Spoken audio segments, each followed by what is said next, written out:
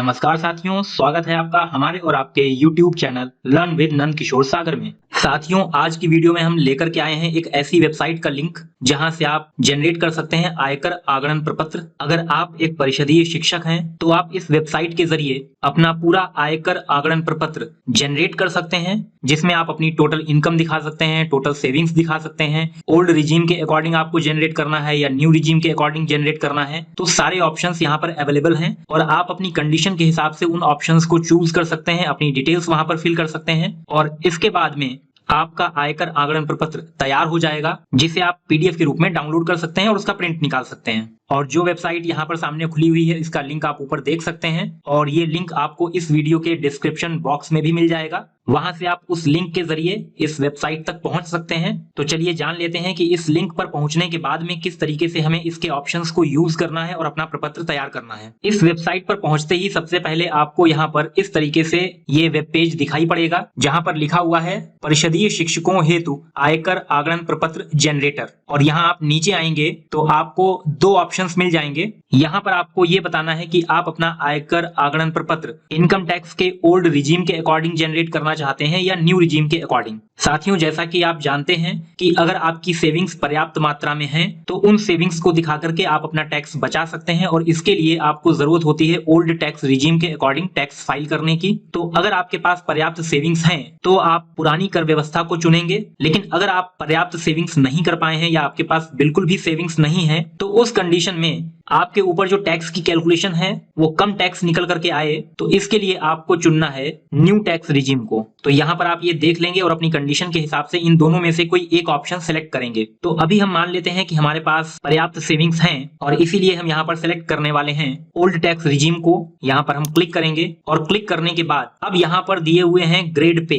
तो आपका जो भी ग्रेड पे है वो आपको यहाँ पर चूज करना है। आपका ग्रेड पे क्या है ये आपको पता होगा, और बाई चांस अगर आपको अपना ग्रेड पे नहीं पता है तो इसमें भी कोई टेंशन वाली बात नहीं है। आपको सीधे अपनी मानव संपदा आईडी को लॉगिन करना है और लॉगिन करने के बाद में वहां से अपनी सैलरी स्लिप डाउनलोड करनी है और उस सैलरी स्लिप में आपको ये सारी डिटेल्स मिल जाएंगी। तो अभी जो हम यहाँ पर आयकर आगणन प्रपत्र आपको जनरेट करके दिखाने वाले हैं ये है 72,825 भर्ती के शिक्षकों के लिए, जो कि फर्स्ट बैच से संबंधित हैं। तो इसीलिए हम यहाँ पर सिलेक्ट करने वाले हैं ग्रेड पे 4200। तो इसको हम सिलेक्ट कर लेंगे। अगर आपका ग्रेड पे 4200 के अलावा कुछ है तो आप यहाँ पर दिए गए ग्रेड पे में से अपना ग्रेड पे सिलेक्ट कर सकते हैं। तो हमने यहाँ पर 4200 को सिलेक्ट कर लिया है और सिलेक्ट करने के बाद में क्लिक कर दिया है गो बटन पर। अब इसके बाद में हम आ गए हैं नेक्स्ट पेज पर, जहां पर फिर से हमें कुछ ऑप्शंस दिखाई दे रहे हैं। तो अब हमें यहाँ पर बताना है अपने बारे में। तो जैसा कि हम बता चुके हैं 72,825 फर्स्ट बैच से संबंधित आयकर विवरणी हम यहाँ पर तैयार कर रहे हैं, तो इसीलिए हमने यहाँ पर ऑप्शन सिलेक्ट कर लिया है परिषदीय शिक्षक। इसको सिलेक्ट करने के बाद में अगर आप चाहते हैं कि आपकी आयकर विवरणी पर आपकी पूरी डिटेल हो, जैसे कि आपका नाम, आपके पिता का नाम, आपकी डेट ऑफ बर्थ, तो वो डिटेल्स आपको यहाँ पर भर देनी है। अगर आप इनको नहीं भरेंगे तब भी आपकी आयकर विवरणी तैयार हो जाएगी।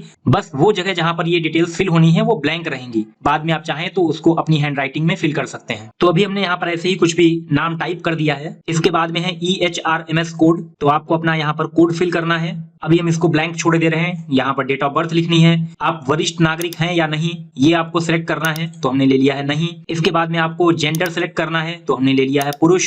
दिव्यांगता नहीं है। और इसके बाद में लिखना है आपका पद, तो जो भी आपका पद है वो यहाँ पर लिख देंगे। तो हमने यहाँ पर लिख दिया है असिस्टेंट टीचर। इसके बाद में फिर से कुछ डिटेल्स आ गई हैं, जैसे कि आपको अपना पैन नंबर यहाँ पर भरना है, आधार नंबर भरना है, बैंक अकाउंट नंबर भरना है, बैंक का नाम भरना है और अपना मोबाइल नंबर भरना है। तो फिर से वही चीज है, अगर आप ये डिटेल्स यहाँ पर फिल करेंगे तो आपकी विवरणी में ये डिटेल्स लिखी हुई दिखाई पड़ेंगी। अदरवाइज बाद में भी आप इनको लिख सकते हैं। आगे बढ़ जाएंगे तो नीचे दिया हुआ है आपके संस्थान या फिर कार्यालय का नाम, यानी कि आपको अपने विद्यालय का नाम यहाँ पर लिखना है। तो अभी हम यहाँ पर कोई भी नाम दिए दे रहे हैं PS123। इसके बाद में नेक्स्ट है आपको चूज करना है अपना ग्रेड पे। तो ग्रेड पे अभी हमने लिया था 4200, वही हम यहाँ पर फिर से सिलेक्ट कर लेंगे। नेक्स्ट है बेसिक पे, तो अब हम यहाँ पर बेसिक पे फिल करेंगे जो कि है 44,900 रुपए। और ये डिटेल्स हम यहाँ पर जो भी फिल कर रहे हैं ये सारी की सारी डिटेल्स हमने सैलरी स्लिप से उठाई हैं। ये हमारी सैलरी स्लिप है जो कि हमने मानव संपदा से डाउनलोड की है और यहाँ पर आप बेसिक पे देख सकते हैं 44,900 रुपए है, यही हमने वहां पर लिखा हुआ है। अब इसके बाद में आगे आ जाते हैं और अगली डिटेल जो कि हमें यहाँ पर फिल करनी है वो है एचआरए के बारे में। तो एचआरए कितना मिल रहा है वो हमें यहाँ पर लिखना है। तो सैलरी स्लिप पर ही हम देख सकते हैं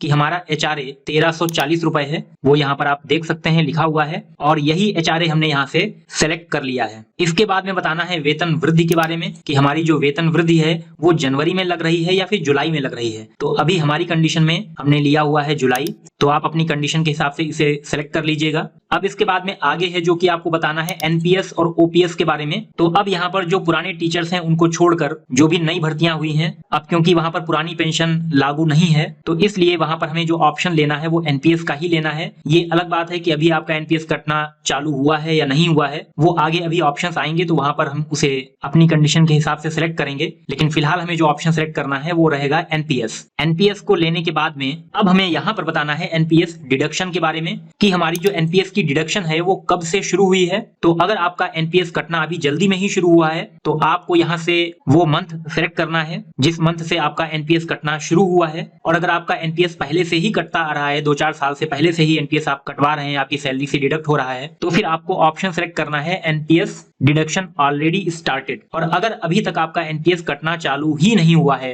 तो फिर आपको लेना है डिडक्शन नॉट स्टार्टेड येट। तो अभी हमने यहाँ पर ले लिया है ऑलरेडी स्टार्टेड। और इसके बाद में आगे जीआईएस के बारे में पूछेगा तो मोस्टली जीआईएस को खत्म किया जा चुका है, लेकिन अगर आपका जीआईएस है तो जितना जीआईएस जनरल इंश्योरेंस आपका डिडक्ट हो रहा है वो आप यहाँ से ले सकते हैं और अदरवाइज हम इसे नो रखेंगे। अगर आपने यहाँ पर जीआईएस में कोई अमाउंट सेलेक्ट कर लिया है तो फिर नेक्स्ट में आपसे ये पूछेगा कि ये जीआईएस की कटौती आपकी कब से शुरू हुई है। ठीक उसी तरीके से जैसे अभी एनपीएस के बारे में पूछा था तो आप यहाँ पर एनपीएस की तरीके से ही ऑलरेडी स्टार्टेड या जिस मंथ से कटना शुरू हुआ है या नहीं कट रहा है तो वो ऑप्शन आपको लेना है। अब हम आगे बढ़ जाएंगे और आगे बढ़ने के बाद में यहाँ पर हमसे ये पूछेगा डीए के बारे में। तो अब जो डीए है 46 से 50%, इसमें आपको बताना है कि आपका जो डीए है वो 100% आपको आपके सैलरी अकाउंट में सैलरी के साथ में भेजा जा रहा है, या इस अमाउंट का 10% एनपीएस में जा रहा है और बाकी का 90% आपके सैलरी अकाउंट में जा रहा है, या फिर 10% एनपीएस में कटौती हो रही है और बाकी की 90% की एनएससी बन रही है। तो अपनी कंडीशन के हिसाब से आप इसे सेलेक्ट कर लेंगे। फिलहाल हम अपनी कंडीशन के हिसाब से ले रहे हैं 100% सैलरी अकाउंट। और इसी तरीके से जो नेक्स्ट डीए है 50 से 53% वाला, इसमें भी हम ले लेंगे 100% नगद भुगतान वेतन खाते में। अब इसके बाद में हमें बताना है बोनस के बारे में कि बोनस का जो भुगतान है वो आपका अभी हुआ है या नहीं हुआ है। तो फाइनेंशियल ईयर 2024-25 के लिए बोनस डिक्लेयर किया जा चुका है, भले ही वो अभी हमें प्राप्त नहीं हुआ है, लेकिन यहाँ पर हमें ऑप्शन यस ही करना है। नेक्स्ट हमें बताना है कि जो बोनस का पेमेंट है वो किस तरीके से हुआ है या होने वाला है। तो अगर पूरा का पूरा बोनस आपके सैलरी अकाउंट में आ रहा है तो आप इस ऑप्शन को लेंगे, अदरवाइज अपनी कंडीशन के हिसाब से आप ऑप्शन बदल सकते हैं। तो अभी हमने 100% वाला ऑप्शन ले लिया है। इसके बाद में आपको बताना है अगर आपका कोई पिछला एरियर है जिसका भुगतान आपको इस फाइनेंशियल ईयर 2024-25 में किया जा रहा है तो उस एरियर के अमाउंट को आप यहाँ पर लिखेंगे। और अगर इस एरियर में से आपका कुछ टीडीएस डिडक्ट किया गया है तो कितनी कटौती की गई है टीडीएस के रूप में वो अमाउंट आप यहाँ पर लिख देंगे। तो अभी हमारे मामले में ऐसा कुछ भी नहीं है, हम इसको ब्लैंक छोड़ रहे हैं। अब इसके बाद में नेक्स्ट है अग्रिम आयकर कटौती से संबंधित ऑप्शंस हैं जो हमें फिल करने हैं। इनमें हमें अमाउंट लिखना है, अगर हमारी सैलरी से एडवांस इनकम टैक्स डिडक्ट किया जा रहा है, टीडीएस की कटौती की जा रही है, तो वो टीडीएस हमें यहाँ पर फिल करना है और कितना अमाउंट आपका इनकम टैक्स के रूप में एडवांस सैलरी से ही डिडक्ट किया जा रहा है वो आपको अपनी सैलरी स्लिप में ही दिख जाएगा। तो आप यहाँ पर सैलरी स्लिप में देख सकते हैं कि जो एडवांस इनकम टैक्स हमारी सैलरी से डिडक्ट किया जा रहा है वो 1200 रुपए है। अब यहाँ पर ध्यान देने वाली बात यह है कि ये 1200 रुपए कब से डिडक्ट होने शुरू हुए हैं, और ये आप अपनी पुरानी सैलरी स्लिप्स को देखकर जान सकते हैं कि आपकी जो 1200 रुपए की कटौती है एडवांस इनकम टैक्स की, ये किस महीने से शुरू हुई है। तो अभी हमारे मामले में ये टैक्स वित्तीय वर्ष 2024-25 में शुरू से ही लगातार कट रहा है। तो हमारी कंडीशन में हम इसे जब से टैक्स कटना शुरू हुआ है और अभी तक बराबर वही अमाउंट 1200 रुपए डिडक्ट किया जा रहा है, तो इस 1200 रुपए के अमाउंट को हम सभी में यहाँ पर टाइप कर देंगे। तो ये हमने 1200 यहाँ पर लिख दिए हैं, क्योंकि सेम अमाउंट हमारी सैलरी से हर महीने डिडक्ट किया जा रहा है। तो हम इसको इन सभी 12 सेल्स में टाइप कर लेंगे या फिर इसको हम कॉपी पेस्ट कर लेंगे। अब हमने यहाँ पर सभी सेल्स में इस अमाउंट को लिख दिया है और लिखने के बाद में आगे बढ़ेंगे। अब यहाँ पर हमें बताना है मकान किराए से छूट के संबंध में। अगर आप किसी किराए के मकान में रहते हैं और मकान मालिक को आप किराए का भुगतान कर रहे हैं तो इससे संबंधित जो भी छूट आपको मिल सकती है वो अमाउंट आपको यहाँ पर फिल करना है। अब यहाँ पर भी एक बात आती है कि मकान किराए से संबंधित छूट, इसके लिए भी एक कैलकुलेशन हमें करनी पड़ती है, जो कि आप इसी वेबसाइट पर दिए गए एक लिंक के माध्यम से कर सकते हैं, या फिर हमारे चैनल पर हमने पहले से ही एक वीडियो बना करके अपलोड कर रखी है, आप उस वीडियो को देख करके और स्वयं जान सकते हैं कि मैनुअली किस तरीके से आप उस कैलकुलेशन को कर सकते हैं। या फिर इनकम टैक्स की वेबसाइट पर भी HRA कैलकुलेटर दिया रहता है, जिसका यूज भी हमने उस वीडियो में करके दिखाया है, तो आप उस कैलकुलेटर का यूज करके भी अपना HRA कैलकुलेट कर सकते हैं और जान सकते हैं कि HRA में आप कितनी छूट पा सकते हैं, और उसी अमाउंट को हमें यहाँ पर लिखना है। तो अभी हमारी कंडीशन में ऐसा कुछ भी नहीं है, हम इसको ब्लैंक रखेंगे। इसके बाद में नेक्स्ट है होम लोन। अगर आपने होम लोन ले रखा है तो होम लोन में जितना ब्याज आपने भुगतान किया है तो उसमें मैक्सिमम 2 लाख रुपए तक की छूट आप ले सकते हैं। तो आपके द्वारा भुगतान किए गए ब्याज के अमाउंट को यहाँ पर लिखना है। अगर वो 2 लाख रुपए से ज्यादा है तो भले ही आप यहाँ पर वो अमाउंट लिखें, लेकिन आपकी जो छूट रहेगी वो 2 लाख रुपए की ही रहेगी, तो वो ऑटोमेटिक कैलकुलेट कर लेगा ये। और अगर अमाउंट कम है तो आपको पूरी छूट मिल जाएगी। तो हमारी कंडीशन में ऐसा कुछ नहीं है। नेक्स्ट है बैंक ब्याज। जो आपका सेविंग अकाउंट होता है, उस अकाउंट में जो भी पैसा जमा है उस पर बैंक आपको ब्याज देता है, तो उस जमा अमाउंट पर जो भी ब्याज आपको प्राप्त हुआ है वो भी आपकी इनकम मानी जाती है। लेकिन इसमें भी आपको 10,000 रुपए तक के ब्याज पर छूट मिलती है। तो आपको यहाँ पर जो भी ब्याज प्राप्त हुआ है वो अमाउंट आप यहाँ पर लिखेंगे। अगर ये अमाउंट 10,000 रुपए से कम है तो आपको पूरी छूट मिल जाएगी, और अगर ये अमाउंट 10,000 रुपए से ज्यादा का है तो आपको छूट सिर्फ 10,000 रुपए की ही मिलेगी। इसके बाद में जो नेक्स्ट सेल है, यहाँ पर आपको अगर कोई आपकी अदर इनकम है सैलरी के अलावा तो वो यहाँ पर लिखनी होती है। फिलहाल हम इसे ब्लैंक छोड़ रहे हैं। अब इसके बाद में जब हम आगे बढ़ेंगे तो यहाँ पर आपकी कुछ सेविंग्स हैं जो आपके द्वारा की गई हैं। आपने कहीं पर अपना पैसा जमा किया है, इन्वेस्ट किया है, तो जो भी सेविंग्स आपने की हैं उनकी डिटेल्स आपको यहाँ पर फिल करनी है। तो जब आपकी विवरणी तैयार होगी तो आपको वहां पर कैलकुलेशन में भी ये सारी चीजें दिखाई पड़ेंगी, और आपका उतना टैक्स कम निकल करके आएगा। जितनी भी सेविंग्स आप ज्यादा दिखाएंगे उतना टैक्स आपका कम हो जाएगा, जितनी सेविंग्स कम होंगी उतना टैक्स आपका ज्यादा निकल करके आएगा। और ये जो सेक्शन है ये सिर्फ ओल्ड रिजीम में ही दिखाई पड़ता है, न्यू रिजीम में आपको ये छूट नहीं मिलती है। और इसी वजह से हमने अभी बात की थी कि अगर आपकी सेविंग्स पर्याप्त मात्रा में नहीं है तो फिर आपके लिए न्यू रिजीम ही बेस्ट है, और अगर आपके पास पर्याप्त सेविंग्स हैं तो फिर आप उन सेविंग्स को यहाँ दिखाइए और उतनी छूट इनकम टैक्स में प्राप्त करिए। तो अब यहाँ पर आपके द्वारा LIC की जो भी पॉलिसीज ली गई हैं, जो भी प्रीमियम्स आपके द्वारा पे किए जा रहे हैं, तो साल भर में कितना प्रीमियम आप पे करते हैं वो अमाउंट आपको यहाँ पर लिखना है। आपने अगर कुछ NSCs बाई की हैं तो वो अमाउंट आपको यहाँ पर लिखना है, कितने की NSC आपने ले रखी है। अगर आपने कोई अमाउंट अपने PPF अकाउंट में डिपॉजिट किया है तो वो अमाउंट आपको यहाँ पर लिखना है। इसके बाद में मैक्सिमम 2 बच्चों की ट्यूशन फीस यहाँ पर लिखी जा सकती है। नेक्स्ट है, आपने अगर होम लोन लिया हुआ है तो उस होम लोन का जो प्रिंसिपल अमाउंट आपके द्वारा पे किया गया है बैंक को, वो अमाउंट आप यहाँ पर लिखेंगे। और अभी पीछे भी हमसे यहाँ पर होम लोन से संबंधित एक डिटेल पूछी गई थी, जो की थी होम लोन के ब्याज से संबंधित। तो होम लोन पर कितना ब्याज हमारे द्वारा चुकाया गया वो वहां पर हमें फिल करनी थी, जबकि यहाँ पर हमें वो अमाउंट फिल करना है जो कि होम लोन के प्रिंसिपल के तौर पर हमारे द्वारा पे किया गया है। नेक्स्ट है, सुकन्या समृद्धि योजना में अगर आपने अपना पैसा डिपॉजिट कर रखा है तो वो अमाउंट आपको यहाँ पर लिखना है, और इसके अलावा अगर आपकी कोई अदर सेविंग्स हैं तो वो आपको यहाँ पर दिखानी है। अब यहाँ पर जितनी भी सेविंग्स आपने दिखाई हैं ये सेक्शन 80C के अंतर्गत आती हैं, और सेक्शन 80C में अधिकतम 1.5 लाख रुपए की छूट आपको मिलती है। तो आपका इन सभी का टोटल अगर 1.5 लाख रुपए से कम बन रहा होगा तो आपको पूरी छूट मिलेगी, और अगर ये 1.5 लाख रुपए से ज्यादा बन रहा होगा तो आपको अधिकतम 1,50,000 रुपए तक की छूट ही यहाँ पर मिल पाएगी। अब इसके बाद में आगे बढ़ जाते हैं और आगे देख लेते हैं। यहाँ पर दिया हुआ है सेक्शन 80D जो कि हेल्थ इंश्योरेंस से संबंधित है। अगर आपने अपने परिवार के लिए हेल्थ इंश्योरेंस ले रखा है तो साल भर में आप कितना प्रीमियम यहाँ पर देते हैं वो अमाउंट यहाँ पर लिखना है। लेकिन यहाँ पर भी एक लिमिट है कि आप अधिकतम 25,000 रुपए सालाना ही यहाँ पर छूट प्राप्त कर सकते हैं। इसके बाद में नेक्स्ट है सेक्शन 80DD जो कि आपके ऊपर आश्रित किसी विकलांग व्यक्ति के लिए है। आपके परिवार में कोई ऐसा व्यक्ति जो आपके ऊपर आश्रित है लेकिन वो विकलांग है, तो उसकी चिकित्सा पर जो भी खर्चा हुआ है वो अमाउंट आप यहाँ पर लिखते हैं। इसके बाद में है सेक्शन 80DDB।